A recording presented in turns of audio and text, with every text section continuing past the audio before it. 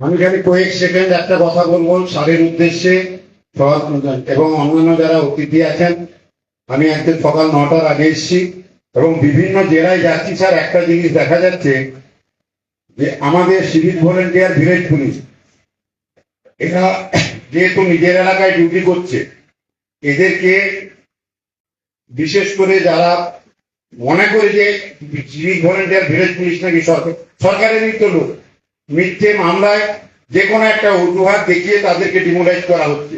এটা স্যার দয়া করে বড় সাহেবদের বা কর্তৃপক্ষের নলেজে আনা উচিত। Civic volunteer village police, home guard, NVF এরা সবসময় একটা অনিশ্চয়তার মধ্যে আছে।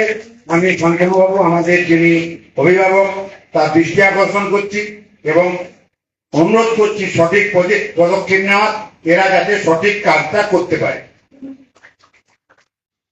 আপনারা জানেন 2020 সালের 26শে আগস্ট রাজ্যের মাননীয় মুখ্যমন্ত্রী যে ওয়েলফেয়ার কমিটি গঠন করেছিলেন, সেই থেকে আমাদের অভিভাবক শান্তনুবাবু নেতৃত্বে এবং বিজিতা রাউত কর্মনের আমাদের তার নেতৃত্বে এগিয়ে চলেছে। প্রচুর কাজ হয়েছে। সেই সময় থেকে 3টে নির্দেশ আমরা 14 তারিখে সিদ্ধান্ত নিয়েছি।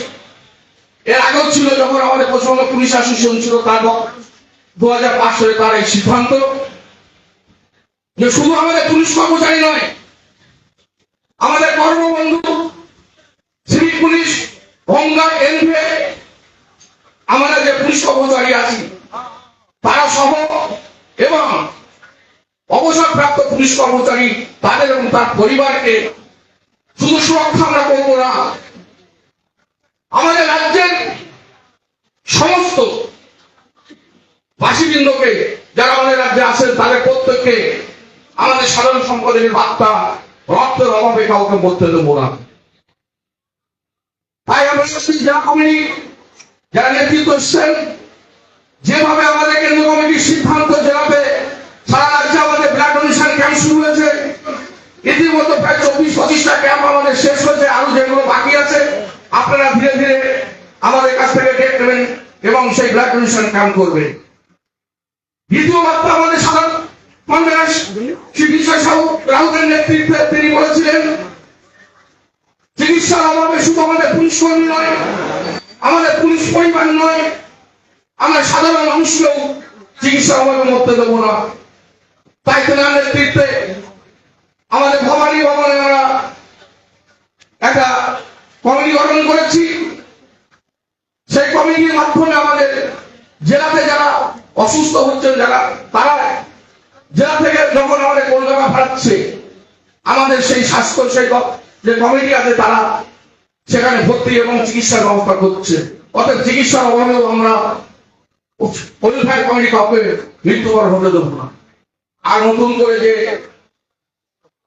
3 নম্বর যেটা আমাদের ঘোষণা সেদিনে নতুন করে হয়েছে, আমাদের রাজ্যের সবুজ বিপ্লব, আমাদের রাজ্যে সবুজ বিপ্লবে আমরা আমাদের পুলিশ কর্মীরা আমাদের ওয়েলফেয়ার কমিটির পক্ষ থেকে ঢেকে দিতে চাই।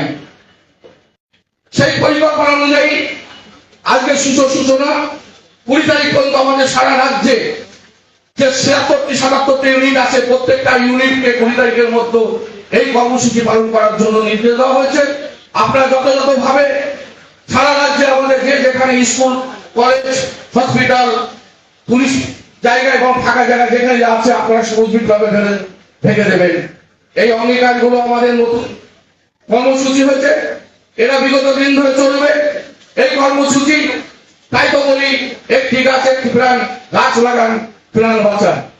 একটি গাছ কাটলে অন্তত একটি গাছ তার পাশে একটি গাছ লাগাবেন, আগে তারপর সেই গাছটি কাটবেন। আর আমি বেশি কিছু বলতে চাই না। সবুজ চাই, সবুজ চাই, আরো সবুজ চাই, পশ্চিমবঙ্গকে সবুজ দেখে ঘেরাঘরের মধ্যে রাখতে চাই। এই কটি কথা বলে সকলকে একবার অভিনন্দন জানিয়ে আমি আমার বক্তব্য শেষ করছি।